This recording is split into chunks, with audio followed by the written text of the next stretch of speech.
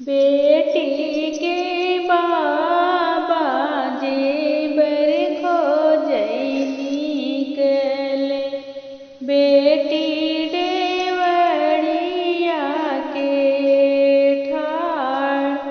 बेटी अपने बाबा से अर्ज कर तू है, सुन बाबा अर्ज हमार। नाही तोहरे बाबा हैं बाग बगीचा, नाही कदम जुड़ जाय।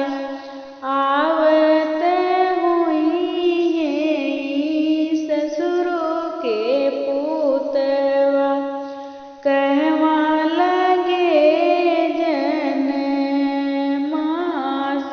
नाही मोरे बाटे बेटी बाग बगीचा, नाही कदम जुड़ जाय। हमरे दुअरवा बेटी हरियर पकड़िया, वहीं पई लागे जनवास। इतनी